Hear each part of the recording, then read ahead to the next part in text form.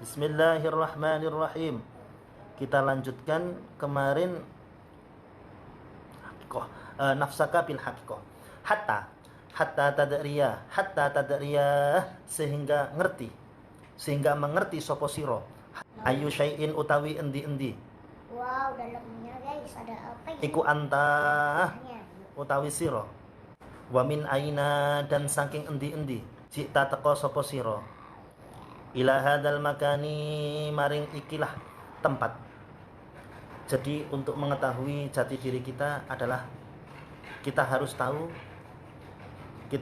tahu yakni hatta tadri ayyu syai'in anta wa min aina ji'ta. Kita di dunia ini dari mana? Ya, kita di dunia ini dari mana? Itu harus kita ketahui. Aina ji'ta. Teko endi, ya. Ila hadzal makan, ke dunia ini, ke tempat ini, kita harus tahu. Ya. Kita di dunia ini kita tadinya nggak ada, kemudian ada, terus nantinya jadi nggak ada, terus kemudian dibangkitkan lagi jadi ada. Nah, kita harus betul-betul introspeksi dari mana kita itu. Maka perlu satu hidayah. Hidayah tak lain dan tak bukan adalah melalui Quran, ya. Kita kaji Quran, wa qadha rabbuka alla ta'budu illa iyyah wa bil walidayni ihsana. Yakni pada hakikatnya kita ada di dunia ini adalah berasal dari yakni takdirnya Allah Subhanahu wa taala pada hakikatnya. Ya. Terus kemudian yang menjadi sabab kita ada di dunia ini adalah orang tua kita. Kita sebab ada di dunia ini karena ada dua orang tua kita sebagai sarana adanya kita di dunia ini. Jadi saya ulangi lagi, yang pertama adalah masalah ada karena takdir, ini adalah tauhid illa iya. Tidak lain dan tidak bukan adalah karena takdirnya Allah Subhanahu wa taala kita ditakdirkan ada di dunia ini. Toh kita juga tidak menghendaki apapun juga dari kelahiran itu. Terus kemudian secara yakni sarana atau secara asbab, maka kita ada di dunia ini karena kedua orang tua. Dan biasa di dalam Al-Qur'an itu setelah Allah yang kedua biasanya adalah wa ala walidayhi. Biasanya seperti itu ayat-ayatnya, iman kepada Allah, terus kemudian wa ala walidayhi, dan berbuat baik kepada kedua orang tua kita.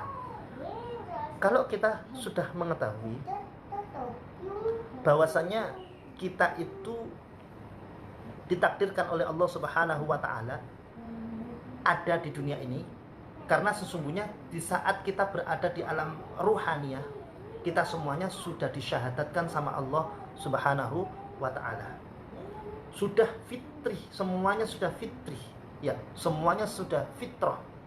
Sudah suci semuanya, tauhidnya suci, mengesahkan Allah Subhanahu wa ta'ala. Kemudian di saat orang itu dilahirkan sama orang tuanya, wa ja'ala lahumus sam'a wal absara wal af'idah. Maka pendengaran ini didahulukan sama Allah Subhanahu wa taala. Dia banyak mendengar tauhid yang apa? Ya. Kemudian wal absar, baru pandangan yang dilihat itu kebanyakan adalah orang tuanya. Oleh karenanya kalau pandangan maupun pendengaran banyak itu berubah melenceng dari tauhid sebenarnya, ya, maka pendengaran dan mata ini berpengaruh kepada wal afidah, yakni hati. Ya. Mulai berubah keyakinan adalah di saat lahir di dunia ini, ya. Dan ingat, adanya kita semuanya di dunia ini adalah takdirnya Allah Subhanahu wa taala. Yang kedua, sebagai sarana adalah kedua orang tua kita. Kalau kedua orang tua kita itu Islam, ya, maka di saat ruh itu ditiupkan oleh Allah Subhanahu wa taala ke dalam rahimnya seorang perempuan, maka di saat itulah sam'a atau pendengaran bayi itu sudah mulai ada. Pendengaran bayi itu sudah mulai diadakan sama Allah Subhanahu wa taala. Oleh karenanya orang yang melahirkan atau hamil dalam usia 4 bulan, maka orang tersebut haruslah memperbanyak untuk lantunan ayat Al-Quran, memperbanyak perkataan yang bagus, karena bayi yang ada di kandungan itu sudah as-sam'a, pendengarannya sudah mulai berfungsi sampai kepada bayi itulah lahir, maka pendengarannya berfungsi, Oleh karenanya Rasulullah SAW suka ketika ada bayi lahir maka diadzani, ya, diadzani untuk meyakinkan lagi tauhid yang sudah ada di dalam rahimnya. Kita di dalam rahim itu sudah tahu, Nabi Muhammad sudah tahu, ya, karena itu adalah orang tua ruh kita, ya. Tetapi di saat lahir maka kita yatim, ya. Sabdanya Nabi itu manusia lahir itu yatim, manusia lahir itu yatim. Yatim maksudnya yatim itu adalah yatim ruhani, ya. Kita nggak tahu bapak ruh kita, ya, Nabi Muhammad SAW. Oleh karenanya dikumandangkan adzan, secepatnya dikumandangkan adzan, kemudian dikumandangkan iqamah, ya, dikasih tulisan-tulisan ayat Al-Quran, bayi belum bisa melihat, ya. Dalam Al-Quran banyak diterangkan mesti sami lebih dahulu daripada basir, pendengaran lebih didahulukan daripada penglihatan, ya. Nah, oleh karenanya seorang bayi harus dijaga betul-betul, ya, pendidikan mulai dari bayi. Anak itu harus dijaga betul tauhidnya dijaga dengan sebaik-baiknya. Terus kemudian di saat besar maka anak itu akan menjadi anak yang bagus, tauhidnya kepada Allah Subhanahu wa taala dan baktinya sama kedua orang tua. Karenanya ridhonya orang tua juga tergantung kepada ridhonya kedua orang tua. Kedua orang tua sudah merawat kita dengan sebaik-baiknya, maka ridhonya Allah tergantung sama ridhonya orang tua. Kita bisa menjadi muslim yang baik ini adalah barokah daripada orang tua kita. Dan inilah yang dipilih oleh Uwais Al-Qarni. Uwais Al-Qarni itu adalah orang yang hidup di zamannya Rasulullah SAW. Akan tetapi di saat tetangga-tetangganya itu pada mengunjungi Rasulullah, pada berbaiat sama Rasulullah, Uwais Al-Qarni dilema antara dua pilihan, apakah dia baiat sama Rasulullah ataukah dirinya itu menunggui ibunya yang dalam keadaan sakit. Akhirnya berbulan-bulan ditunggui terus menerus, ibunya agak sehatan, disuruhlah Uwais Al-Qarni untuk mengunjungi Rasulullah SAW yang ada di Madinah pada waktu itu. Saat dikunjungi maka Rasulullah nggak ada di rumah, sedang dalam keadaan peperangan, ya. Oleh karenanya beliau langsung gegas-gegas cepat-cepat pulang karena takut ibunya dalam keadaan yang kurang sehat. Sampai di rumah ibunya sakit parah sampai lama sekali dan dirawatlah sama Uwais Al-Qarni sampai ibunya wafat. Setelah ibunya wafat barulah Uwais Al-Qarni melanjutkan perjalanannya, yakni mencari ilmu karena Allah Ta'ala menemui Rasulullah SAW. Dan di saat menemui Rasulullah ternyata Rasulullah sudah tidak ada. Sebelum Rasulullah itu wafat, keharipan Allah Subhanahu wa taala, beliau berpesan kepada Sayyidina Umar, Sayyidina Ali, kalau nanti di musim haji tolong cari orang yang bernama Uwais Al-Qarni yang memiliki, yakni di pundak itu tanda hitam-hitam.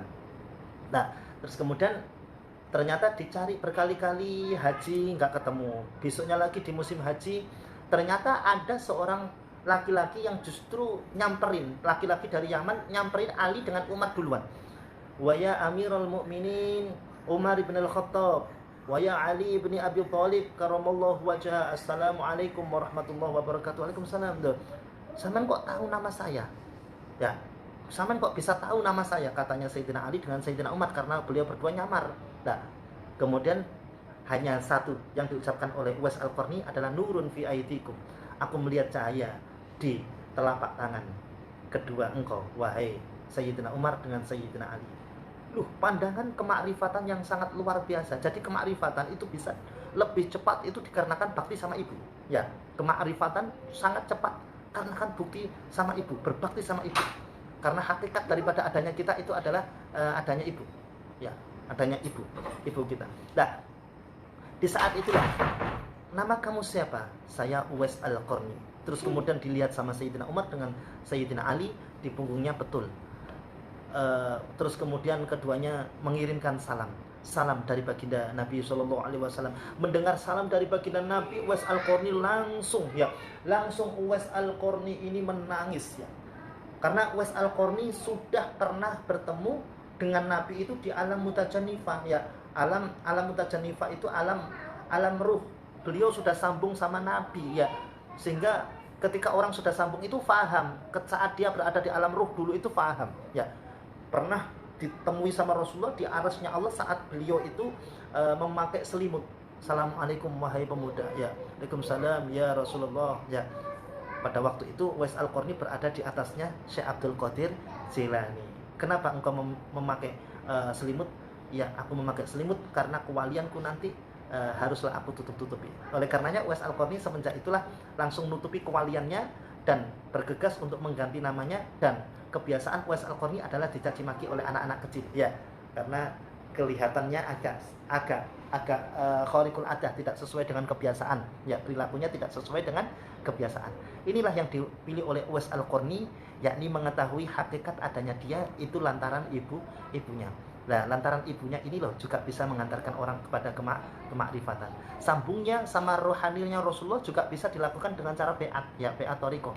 Ya, juga bisa dilakukan dengan beat toriko dengan melakukan amaliyah toriko itu sendiri. Terus kemudian bisa juga memperbanyak sholawat atau dengan memupuk rasa cinta kita kepada Rasulullah Shallallahu Alaihi Wasallam. Nah, itulah yang dimaksud daripada kalimat hatta tadri ayyu syai'in anta wa min aina jita ila hadzal makan. Ya, dari mana kamu itu berada, itu harus kita ketahui. Ya, ini melanjutkan materi kemarin ya, masih ma'rifatun nafsi ya, ma'rifatun nafas. Wali ayyi syai'in, karena apa? Wali ayyi syai'in krono kelawan endi-endi. Wali ayyi syai'in dan krono kelawan endi-endi. Khuliqata diciptakan sapa sira. Khuliqata diciptakan sira. Bi ayyi syai'in, lan kelawan endi-endi sesuatu. Karena apa kalian semuanya diciptakan? Ya. Yang kedua adalah karena apa kita semuanya diciptakan? Kita diciptakan semuanya ini adalah tak lain tanda bukan adalah untuk krono opo? Krono untuk ibadah kepada Allah Subhanahu wa ta'ala. Ya, karena untuk ibadah kepada Allah Subhanahu wa ta'ala. Jadi tujuan hidup kita semuanya adalah kepada Allah. Seorang salik, ahli suluk, di saat dia sudah mencapai derajat bisa melihat surga, melihat neraka, maka ketika dia berhenti di situ sama dengan orang yang nggak sampai kepada tujuannya, tetapi dia tolak-toleh ke kanan ke kiri kok melihat surga, dia berhenti di situ menikmatinya, maka itu adalah bukan orang yang dekat sama Allah, bukan orang yang mengetahui jati dirinya sendiri ya. Orang yang sudah wiritan banyak, doanya dikabulkan, sudah berhenti di situ aja, maka itu bukan kehendak daripada orang yang ma'rifatun nafas. Orang ma'rifatun nafas itu yang dikehendaki adalah satu tujuan ya, satu tujuan. Bekerja itu tujuannya karena Allah ya, jangan sampai bekerja kita toleh kanan kiri ya, sibuk dengan pekerjaannya, lupa ya, lupa terhadap tujuan daripada bekerja itu ya, untuk mendekatkan diri kepada Allah Subhanahu wa ta'ala ya. Tuh, dari mana yakni pertanyaannya krono apa, krono opo kita semuanya itu diciptakan adalah krono kita ingin mendekatkan atau ibadah kepada Allah Subhanahu wa ta'ala. Wa ma khalaqtul jinna wal insa illa liya'budun ya, untuk menghamba kepada Allah Subhanahu wa ta'ala. Jangan sampai ketika kita bekerja justru menghamba terhadap uang. Jangan sampai ketika kita sholat menghamba terhadap sholat kita. Maksudnya sholat sewenang, sholat kita merosok api ya, lali tujuannya sholat itu adalah dia nyembah Allah, lupa dia justru ingin disembah oleh manusia lain ya, merasa dirinya ingin diapi. Nah, ini hal yang harus diteliti, harus diteliti oleh seorang yang belajar kimiaus sa'adah, yang ingin memperoleh daripada kebahagiaan hidup yang sesungguhnya. Itu harus diteliti sejeli itu. Jangan sampai kita bangga terhadap ibadah kita. Ingat, kita itu menghamba sama zat yang di atas, bukan kita itu ingin dihambai oleh orang lain, ingin dipuji oleh orang lain dan sebagainya ya. Jangan sampai seperti itu. Tujuan hidup harus kita ketahui ya, tujuan ibadah harus kita ketahui, tujuan bermuamalah, bekerja dan sebagainya harus kita ketahui dengan sebaik-baiknya. Khuliqta bi ayyi syai'in wa li ayyi syai'in khuliqta wa bi ayyi lan iku setengah saking wa bi ayyi syai'in lan iku setengah saking sesuatu sa'adatuka utawi kebahagiaan sira. Jadi sa'adatuka utawi kebahagiaan sira, khabar muqaddam. Wa bi ayyi syai'in lan iku ya, setengah saking di sa'adatuka utawi kebahagiaan sira. Kebahagiaan kamu itu bagaimana? Wa bi ayyi syai'in syaqauka, dan kelawan endi syaqauka yakni sengsara sira. Jadi pilihan mana yang kita pilih, apakah kebahagiaan ataukah kesengsaraan. Pilihan kita milih sa'adah ataukah syaqa. Di dalam ilmu saja, kita bahas ilmu. Ilmu kita bisa meraih satu kebahagiaan. Dengan ilmu juga orang itu akan mengalami syaqa, yakni kesusahan. Dengan ilmu kita bisa memperoleh satu kebahagiaan. Dengan ilmu kita juga bisa memilih dalam keadaan kesusahan. Tinggal kita introspeksi pada diri kita. Ilmu yang selama ini kita pelajari semakin mendekatkan diri pada Allah, ataukah ilmu itu ya hanya sekedar basa-basi aja, ya didengarkan, ya wis urusan dilaksanakan gak ngurus, ataukah justru ilmu kita menjauhkan diri kita kepada Allah Subhanahu wa taala. Kalau dulu orang-orang yang belajar filsafat ya tanpa diiringi dengan tasawuf, belajar fikih dengan filsafat, maka mereka semuanya semakin tinggi ilmunya semakin jauh kepada Allah Subhanahu wa taala. Sehingga banyak mereka semuanya mengarang-arang kitab tidak adanya akhirat, kemudian tidak adanya abada, yakni abadan untuk surga itu enggak ada. Abadan, sifat abadan dan lain sebagainya. Banyak sekarang tulisan-tulisan buku seperti itu. Ya enggak paham akhirat ya, enggak iman terhadap akhirat. Dengan ilmu jauh ya dari Allah Subhanahu wa taala. Kita harus introspeksi pada diri kita. Ya, apakah dengan ilmu itu kita bisa bahagia ataukah dengan ilmu kita bisa celaka? Lah kalau dengan ilmu itu kita bahagia, bagaimana cara meraih ilmu itu supaya bahagia? Ya, bagaimana cara memperoleh ilmu itu supaya bahagia? Dengan ilmu kita bisa celaka. Bagaimana kita transfer ilmu, kita amalkan ilmu kita, apakah bisa mendekatkan diri pada Allah ataukah justru menjauhkan diri kita kepada Allah Subhanahu wa taala? Orang juga ahli kimia, ya. Kimia tapi bukan kimia yang bersifat as-sa'adah, tetapi kimia yang bersifat as-saqa, ya. Semakin jauh kepada Allah Subhanahu wa taala. Ya. Orang yang hebat dalam ilmu agama, hebat dalam ilmu perniagaan, hebat. Ya, paham tentang rumus-rumus kunci-kunci agama, paham. Ya, kunci-kunci ilmu dagang paham, tapi jauh dari Allah Subhanahu wa taala karena lupa tujuan. Karena lupa tujuan. Nah, begitu juga dengan wali-walinya Allah. Banyak sekali wali-walinya Allah yang terkadang itu dalam perjalanan suluknya itu melenceng, ya. Karena ditampakkan neraka, dia sudah merasa jadi wali, ditampakkan surga menjadi merasa wali, berhenti di situ, ya, berhenti di situ. Padahal seorang salik dari syariat, thariqah, hakikat, ma'rifat, terus kemudian tajalil asma, tajalil sifat, terus kemudian turun lagi, ya, turun sampai kepada syariat lagi untuk mengajarkan kepada khalayak umum, ya, mestinya seperti itu. Tetapi dia macet, ya, berhenti di satu titik, ya. Di saat dia sudah bisa ditampakkan hal-hal yang bersifat gaib, ya, dia berhenti di situ. Ya, malah berbahaya sekali. Karenanya, mendingan ya makom yang tertinggi ya dibandingkan memiliki karomah adalah istiqomah. Mendingan kita ibadah istiqomah karena Allah dengan cinta, ya sudah, itu malah lebih bagus dibandingkan bisa tampak ini, itu dan lain sebagainya. Kalau kita lupa kepada maksud tujuan kita semuanya, maka justru akan mengakibatkan ilmu itu bisa jauh dari Allah Subhanahu wa taala, juga ilmu itu bisa menjadi dekat karena atas bimbingan daripada guru, ya, hidayah daripada Allah Subhanahu wa taala, ya, hidayah daripada Allah Subhanahu wa taala. Itu. Yang kedua, uang. Uang itu juga bisa mendekatkan diri kita kepada Allah, bisa membuat kebahagiaan. Juga uang itu bisa menjauhkan diri kita kepada Allah Subhanahu wa taala. Tinggal tujuan daripada uang itu kita arahkan kemana, ya. Tujuan daripada uang itu kita arahkan kemana. Sampai ada kitab itu Asyamidul Muhaddib. Kitab Asyamidul Muhaddib.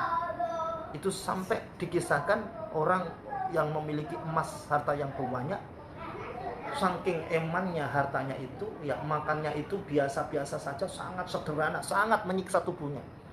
Sehingga saking gudangnya itu rapat, maka saat dia naruh ya di lemari besi emas-emasnya itu, dia kekunci di situ.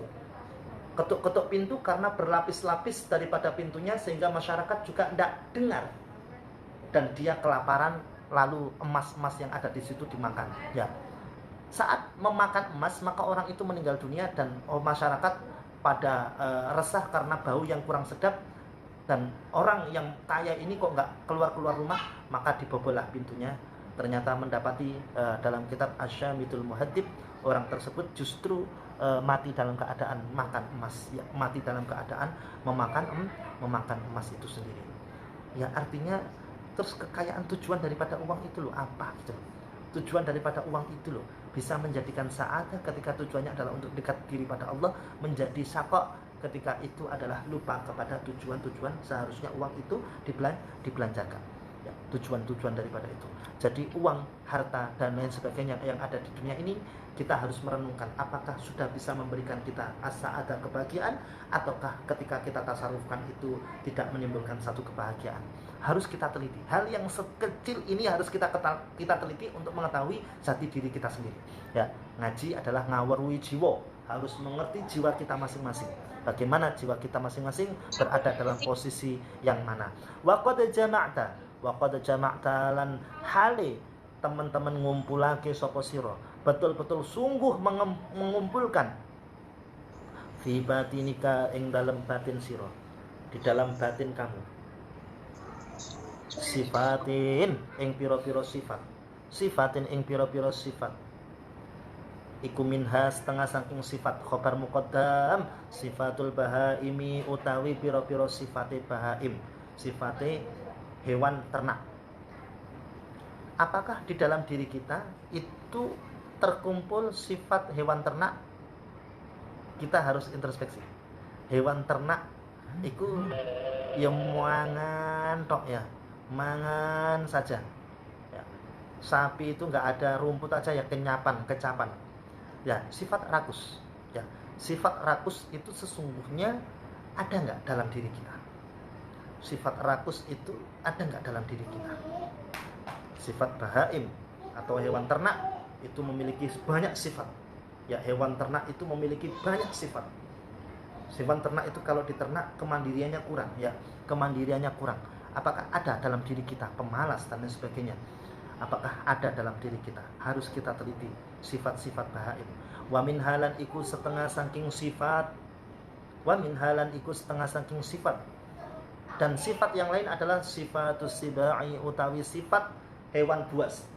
Sifat hewan buas itu adalah marah-marah. Hewan buas itu sifatnya suka marah-marah. Apakah di dalam diri kita juga ada sifat marah itu? Apakah dalam diri kita sifat marah itu tidak mampu untuk kita kontrol? Kalau tidak mampu untuk kita kontrol, maka sifat sibak ada dalam diri kita. Sifat hewan buas ada dalam diri kita. Ya. Terus kemudian wamin halan ikut setengah saking sifat, dan sifat yang lain yang ada dalam diri manusia yang harus diteliti. Apakah sifat bahaim ataukah sifat sibak? Sifat yang lain adalah sifat al-malaikah. Al-malaikati, yakni sifat malaikat. Malaikat itu senantiasa bertasbih. Malaikat itu senantiasa berpuasa. Ya. Dan alhamdulillah kita di bulan suci Ramadan ini kita dilatih untuk memiliki sifat malaikat. Ya. Kita di bulan suci Ramadan ini latihan untuk memiliki sifat malaikat. Ya, enggak melatih diri untuk mempersedikit tidur, artinya melekan. Melek itu adalah sifatnya malaikat. Enggak ada malaikat itu tiduran, enggak ada. Ya, malaikat itu betah melek, ya, betah melek. Farruhu maka utawi jiwa. Farruhu maka utawi jiwa. Iku hakikatu jauhirika. Iku hakikatu, yakni hakikat kebenaran jiwa kita. Maka jiwa kita ini kebenarannya jauharika, esensi, ya, keberadaan. Wa ghairuha lan sakliyane ruh, sakliyane jiwa, gharibun asing mingka saking sira. Ruh kita itu hakikatnya bagaimana, ya? Apakah secara hakikat sudah bisa merasakan betul hakikat daripada agama ini, ataukah masih kita asing dengan ruh kita? Pernah nggak kita ngereken ruh kita, ya? Ataukah nafsu aja yang ada di dalam diri kita, ya, keseharian? Pernah nggak kita mikirkan ruh kita? sudah dalam kategori hakikoh ataukah tidak, ya, ataukah asing dalam diri kita. Artinya tidak pernah kita bahas sama sekali ya ruh yang ada dalam diri kita. Kalau kita tidak pernah memperhatikan ruh kita, ya hakikoh daripada ruh kita, ya sudah, ya kita belum dikatakan orang yang mengetahui jati diri kita, ya belum bisa mengetahui jati diri kita. Wa'ariyatun dan pinjaman. Wa'ariyatun dan pinjaman. Indaka ing dalam sanding siro. Fal wajibu alaika an ta'rifa hada wa ta'rifa anna likulli wahidin min haula'i ghadaan wa sa'adatan fa inna sa'adatal bahaimi fil akli wasyurbi wan naumi wan nikahi wallahu a'lam bissawab.